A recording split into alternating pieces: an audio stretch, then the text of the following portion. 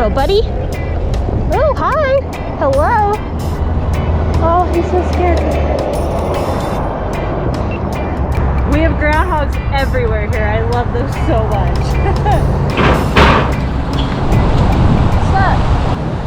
What's going on, you guys? Stacy Will here with another Ride to Food video. Today's video is going to be a little different than normal. You guys have been asking me a ton of questions, so I decided to just go ahead and do a little Q&A video for y'all. And it is sponsored by my friends at Super73. They let me borrow this rad little S2 e-bike to rip around on for a couple of weeks because they really liked what I've been doing with Ride to Food. So we're going to be ripping around on this little guy today, answering some questions, and just generally having some fun on this little bike. Not like that where you actually have to pedal. So let's get into it and have some fun.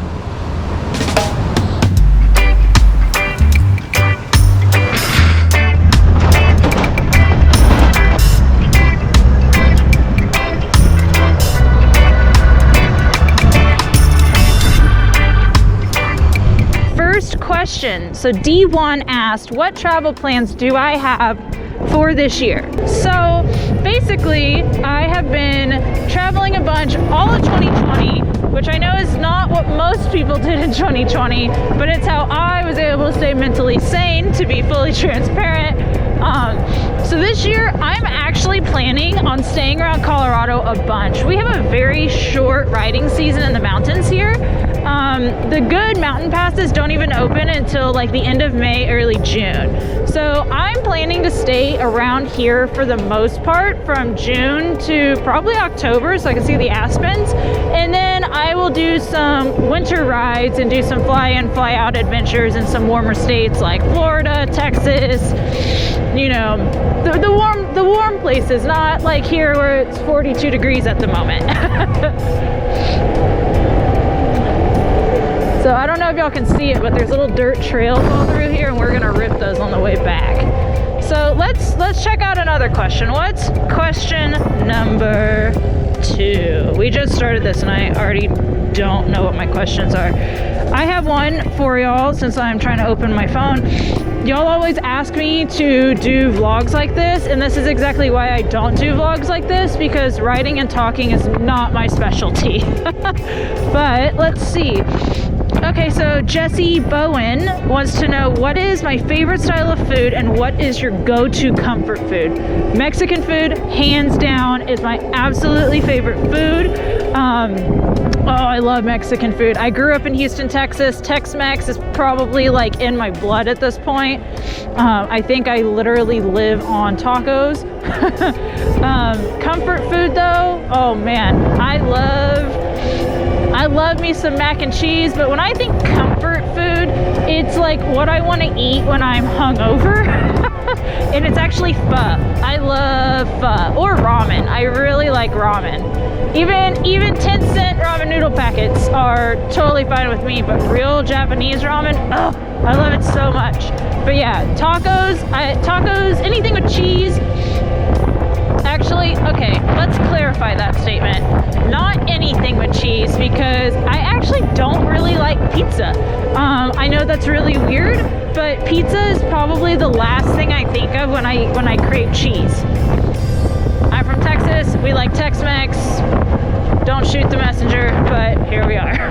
And yes, we will eat pizza on this channel. It's just not what I typically go for whenever I'm trying to eat stuff.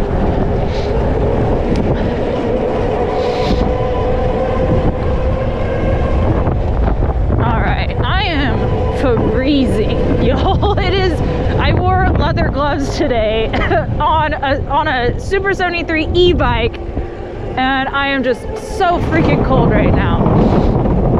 But we're almost to the coffee shop, so you know what? I think I'm gonna wait till we get coffee and then I'll try and start talking again. So I will see y'all soon. Coffee, coffee, coffee. I am so excited about this.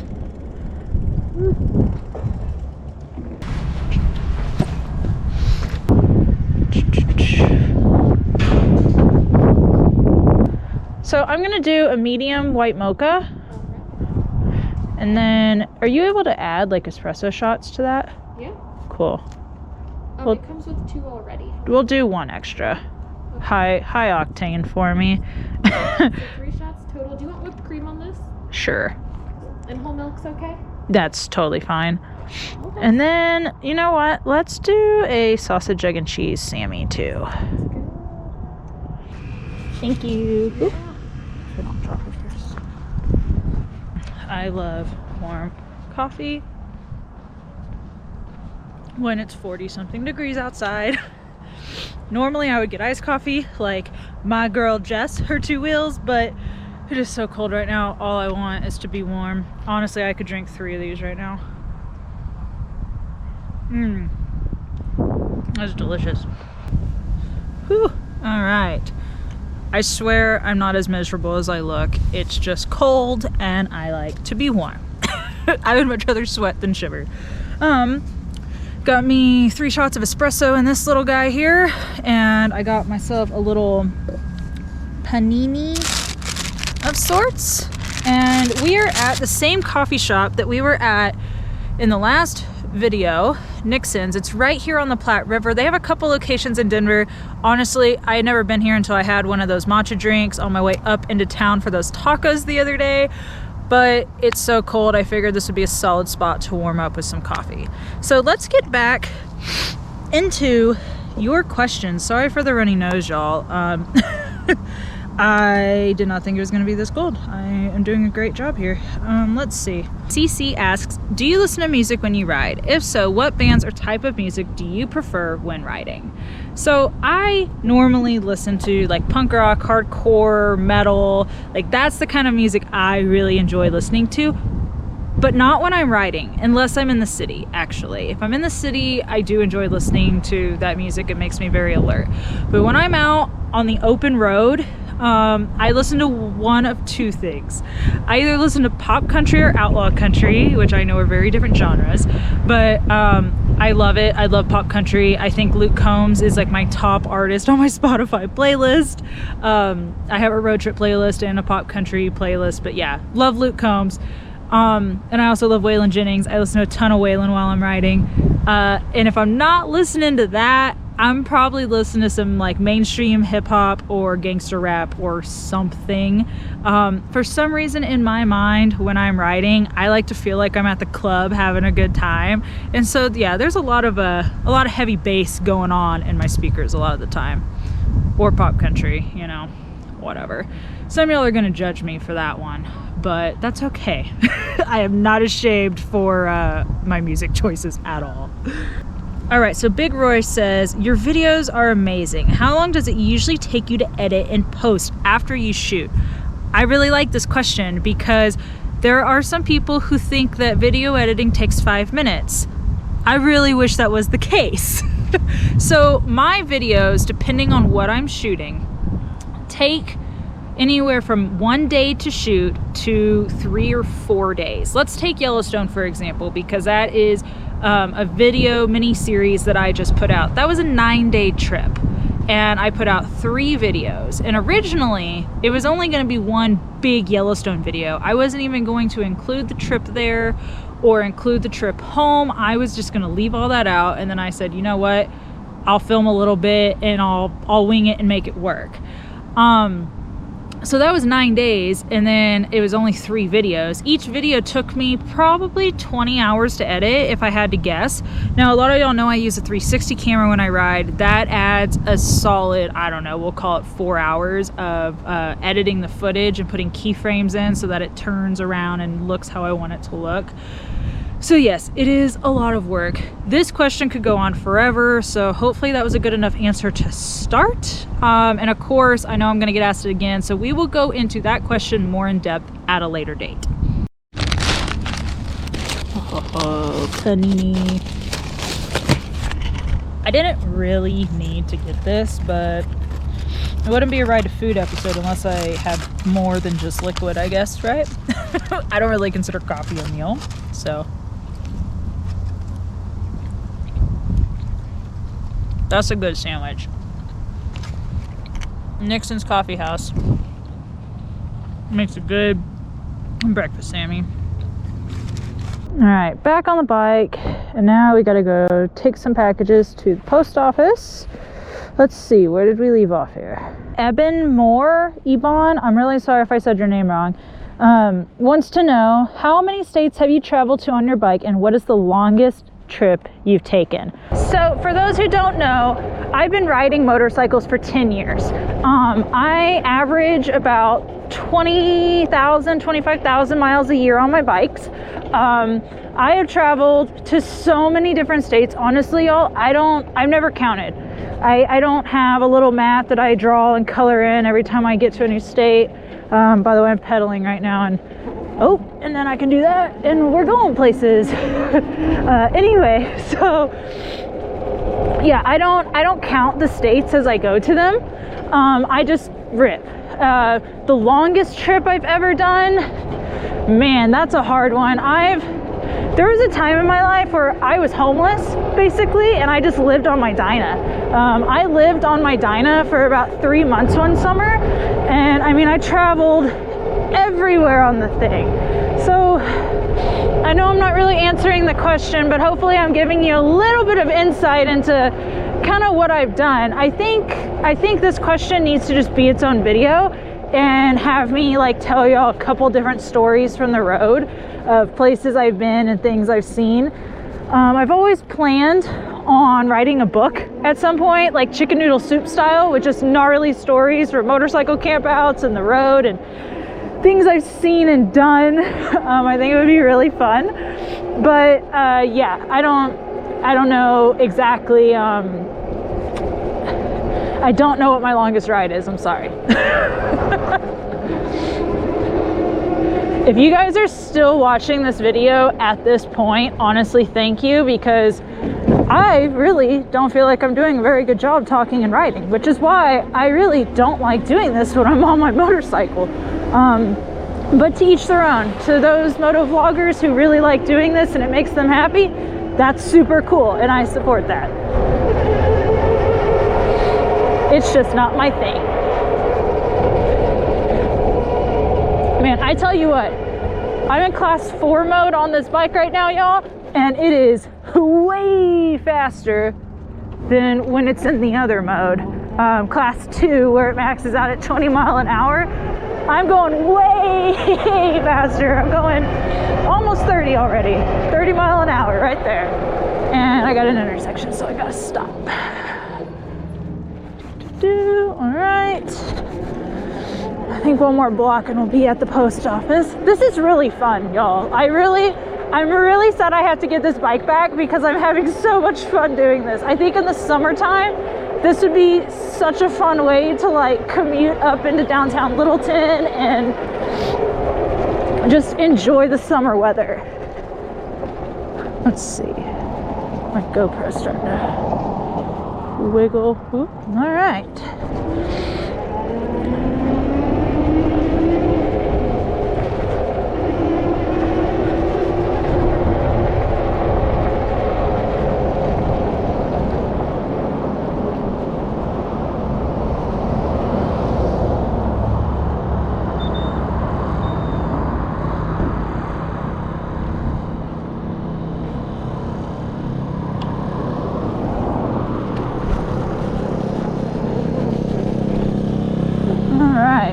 Front row parking again.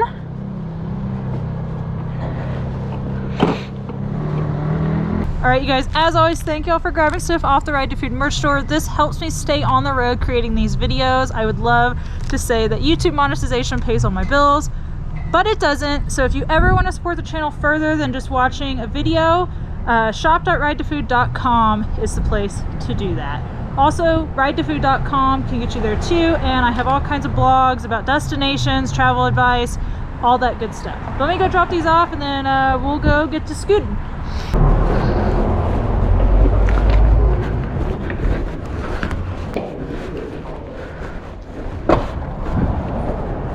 Next question. So Dano asks, if you had to show someone visiting the United States one great destination on motorcycles, where would you go?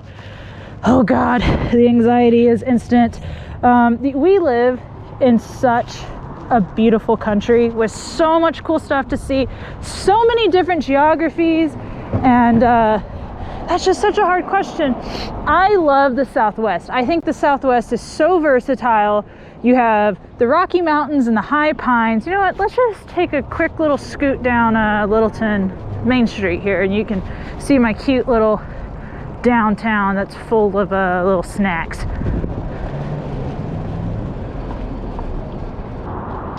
You know what, I'm gonna do the illegal eagle thing here. This is exactly what you're not supposed to do on these bikes, but YOLO.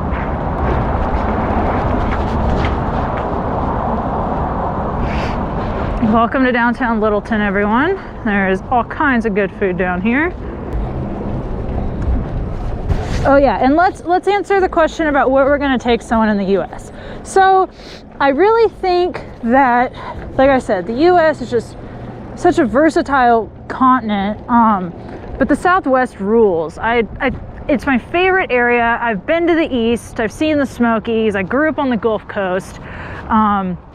I've lived in California, I've lived in Oklahoma, I've lived in so many cool places, I've seen so much cool stuff, but Southwest rules. You get, you know, the Mars-like landscapes of Utah, and then you can go right into Colorado and see the mountains and the Rockies, and I guess Rocky Mountains is an easier way to say that, but yeah, you get the idea. So I think the Southwest, sorry that's not a state, but yeah, I think if I had to choose one state, it would be Colorado. I mean, and it's not because I live here. I think that Colorado has a lot of really beautiful landscapes. I mean, eastern Colorado has the plains, and then you go up into the mountains and you're on the Continental Divide. You have some of the highest altitude passes in the country. Actually, the highest altitude passes in the country, Mount Evans and Trail Ridge Road in Rocky Mountain National Park. And then you move further over to the western slope, and it starts to look like Utah, and it gets all red. Y'all seen some of that in my Yellowstone video, where we talk about the Gateway Canyon and how everything was on fire. We are going to ride back through there this year because I do want to see it when it doesn't look like an apocalypse. But we'll get there at some point. Oh, this is pretty cool. I didn't know this was here, so hopefully you guys can see it. The Trappers Trail extended 425 miles north and south along the eastern base of the Rockies, connecting a string of trading posts between Laramie on the North Platte River in present-day Wyoming and Bent's Old Fort on the Arkansas River in Colorado. The trail evolved during the American fur trade era, when trappers and traders traveled the route expeditiously between the two forts. All right, let's get to the next question.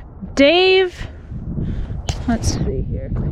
Dave Roxify asks, what is your gear setup for motovlogging, and also what is your favorite ride of all time? The motovlogging thing, all right, so I don't do the helmet contraption stuff, as y'all know, but I'm currently filming on a GoPro 9 here. I have a GoPro 8 stuffed in my jacket. Actually, let's just stuff all this junk down in there. And then I also use a GoPro Max. A lot of the footage that y'all see in my videos is actually shot on a GoPro Max while I'm riding. I put it on a handlebar mount, it goes up on my handlebars, and it sits like 4 inches up off the handlebars. And then I also have the same thing, and I just put one on top of my helmet. That's a whole nother video in and of itself too. So second part of that question was, what is my favorite ride of all time? Honestly, Beartooth Pass is pretty epic. That is absolutely a bucket list ride for anyone. I've ridden it 3 times now, and I could ride it 10 more times and never get tired of it. I mean, it's just absolutely gorgeous up there.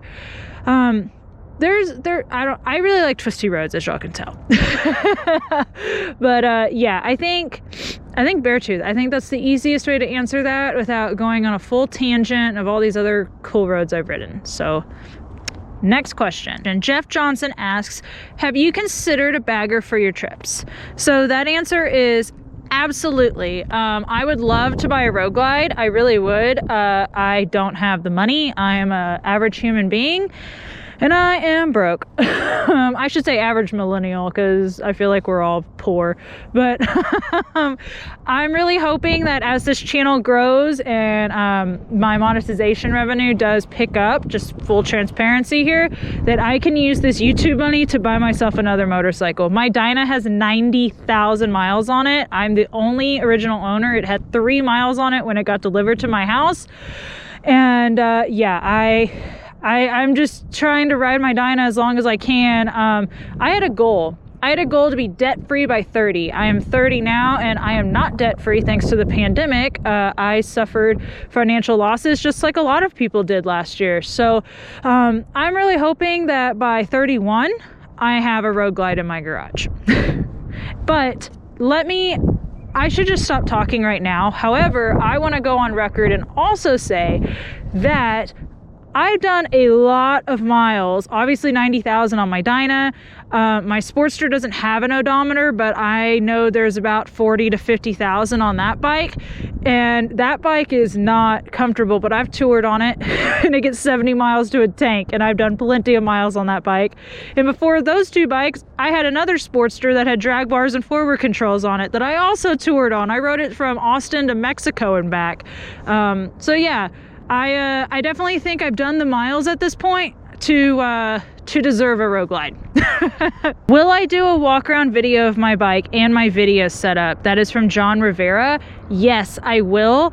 Those are also questions that really need their own videos. Let's see, what else do we have here? Let's go ahead and talk about the Instagram Q&A, because I did give my Instagram followers an option to submit some questions. So first one I'm going to start with is from OJutter, or OJ Utter. I don't know how to say it. I'm sorry. What got you into riding? Do you travel more alone or with someone? What is your top bucket list ride? So let's see. All right, no one's coming. What got me into riding? So when I was a little kid, and I mean like little kid, like for my millennial people out there, you probably remember the movie Motocrossed. That was my absolute favorite movie growing up. I wanted to ride dirt bikes so bad as a kid. I thought dirt bikes were so cool as a kid. And a fun fact for y'all is I am 30 years old now. So we'll just go ahead and call it 25 years later. I've still never ridden a dirt bike. I've never been given the opportunity. It's all I've ever wanted to do. My parents were super against it when I was growing up, said girls don't ride motorcycles. Honestly, in hindsight, I just think they didn't want me to get hurt, and that was a valid excuse for them. But yeah, it clearly banning me from having a dirt bike worked out real well, because here I am riding motorcycles all over the country anyway. So yeah, I would go ahead and say motocross is definitely the reason I got into riding. However, since I realized I was never going to get a dirt bike growing up, I pretty much gave up on that dream for a while, and I just kind of forgot about dirt bikes. I did BMX stuff when I was younger too, but I eventually got into skateboarding, and then I was really into the hot rod scene for a while. When I was in high school, my boyfriend was really into hot rods. We would go to car meets and look at street racing cars. I mean, I was really into the car racing scene when I was probably like 17, 18 years old. Anyway, it wasn't until I was like 19 and in college I got offered a job at a Harley dealer because I was watching drag racing videos outside of my college class, and this kid was like, hey, you look like you're into cool stuff, you want a job? And I started working at a Harley dealer, and 11 years later, here I am. So yeah, I mean, I think getting back into the Harley dealers is really what solidified motorcycling back into my life. Pete475 wants to know, where am I originally from? H-Town, hold it down. That's really hard to do while you're riding an e-bike. But I'm originally from Houston, Texas, born and raised. I lived in Austin for about 6 years, moved to Phoenix, Arizona, lived there for 2 years, moved to Oklahoma City, then moved to the Bay Area. Now I'm currently in Denver, but I probably will not stay here forever. It's cool, but it's not home. But with that being said, yeah, Houston, Texas, born and raised, and very proud of it. And let's see. Drifter Joe 82 wants to know what my very first motorcycle was. Oh, okay, you guys. My very first motorcycle was a 48 Sportster, but I rode down this yesterday and and it was only in class 2 mode, and it was not easy. So let's see how this goes today. I feel like I'm going to die.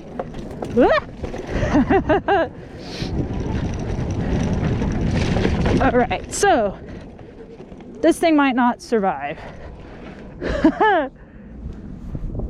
So class 4 mode definitely gives it a little more juice. Let's try to go through this rock pit really quick. Oh yeah, this is way easier in class 4. Way easier.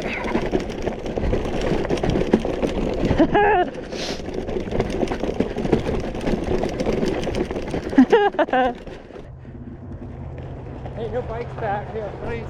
No bikes in here. Oh, all right.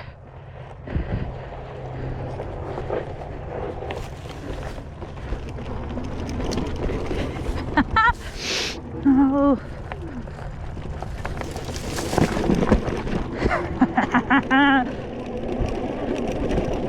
This little thing is pretty fun on the dirt, y'all.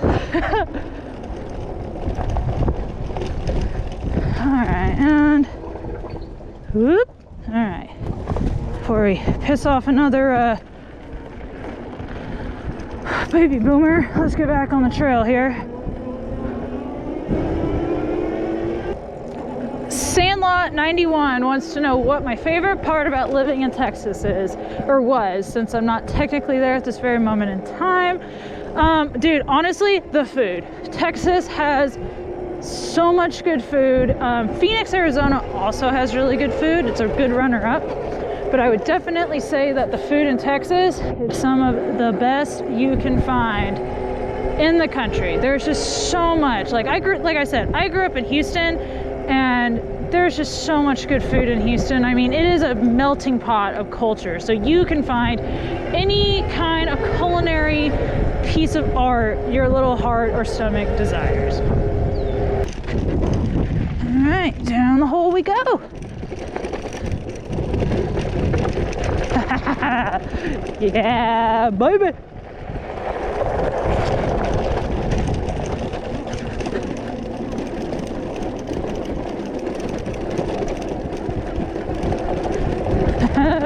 Woo! Yeah, class 4 for this is definitely the way to go. All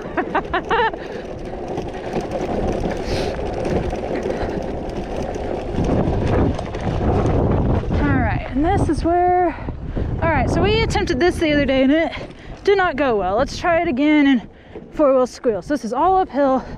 Here, a little bit of pedal assist. Woo! Ha-ha! Let's do that again.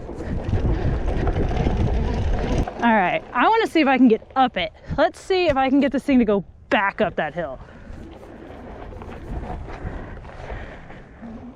And I don't know if you guys can really see how steep this is, but this is gonna be interesting. Let's see if I make it. 1, 2, 3, go. Oh, it's gonna make it. Woo!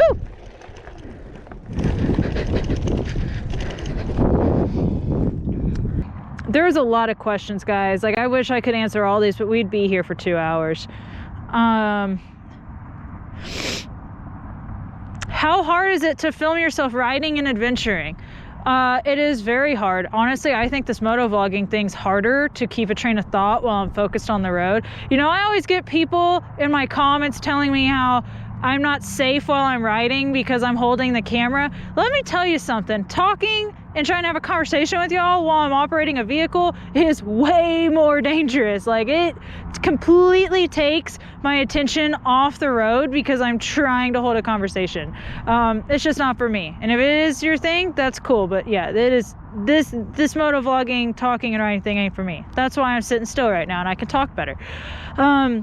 with that being said, whenever I'm like camping or doing stuff, yeah, it is hard. I usually have to do a couple things like 2 or 3 different times. Even in this video where I'm riding down the dirt to get different angles, I probably did it 6 times just to get, 6 seconds worth of footage. So yeah, it does take a lot of time. However, it is a challenge. I love it. I love learning how to create videos.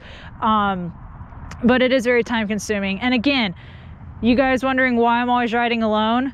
That is why I also like to ride alone, because I know that how I film and how I do my thing is not conducive to how most people like to ride their motorcycles. Most people want to just rip 120 miles tank to tank, and I will do that, but I can't always do it when I'm filming. A lot of times I have to stop, pull over, take photos, etc., etc., and I get it. It's just not, it's not always fun. But let's see, maybe one more. We'll see how this works out. Old Friends New Roads wants to know, what is a bucket list trip? We have a ride to Alaska in 2025. I really want to ride to Alaska. I don't want to fly to Alaska. I want to ride from essentially Washington, or honestly, I'd even go up through the Canadian Rockies and start in like Glacier National Park. And I want to ride all the way up into Alaska and back. I've looked into making the trip a couple times now. It is a lot of work. If I did it, I would probably spend a month on the road doing it, and doing some shorter days so I can check out some small towns and things to do. I actually planned on doing it this year, but I think it's going to be another year or two until I can either financially afford it, or 2, have time to take a month off on the road. Oh, and 3, have a bike that I trust to get me to Canada and back, because my Dyna would probably make it, but I would much rather just do it on a different bike. I'd love to do it on my Sportster, but I'd have to carry a bunch of gas because I don't have good fuel range on it.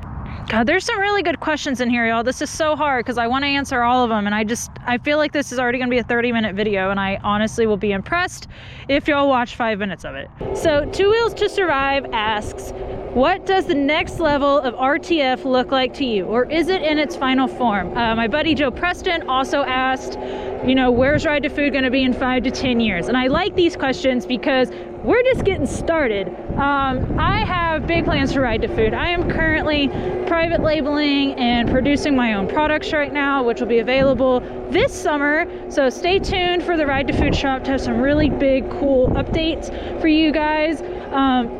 Ride to Food is going to be around as long as you guys let me keep living the dream. It is not exactly the easiest job in the world. Let's go down here. Sorry, I'm just squirreling.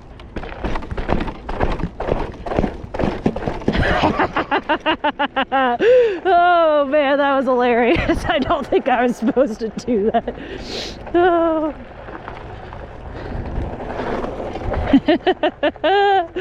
That's so funny. Oh man. All right, well, now that I've gone down some stairs, that was very fun. Honestly, I would love to be doing this still in 5 to 10 years. I really think that I can. You guys really seem to enjoy the idea of what Ride to Food is. I think the hardest part with this platform is getting people to accept the fact that I'm not gonna wear pinky rings and take y'all to Flavortown. That's just not my personality.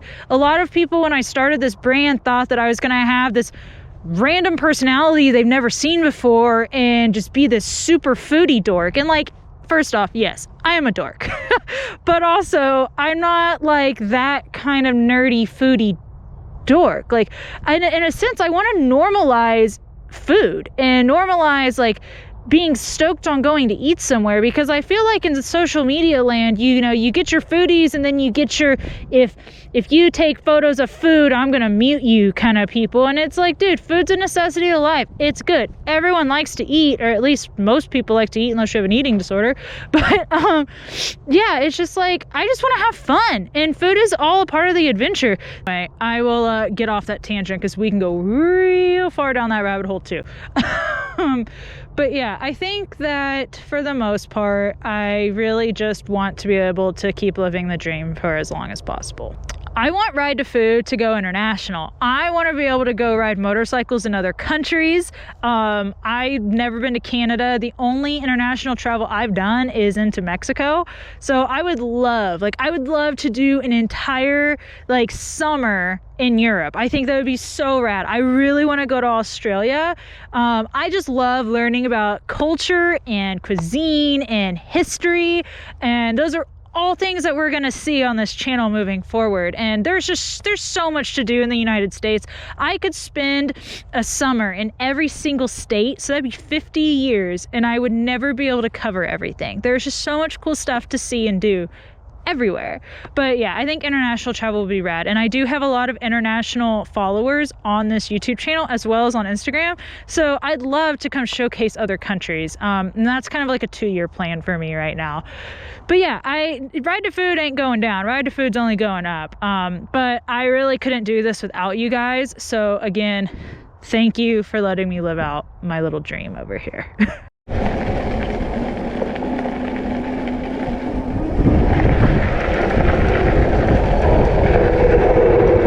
Ooh, that's fun.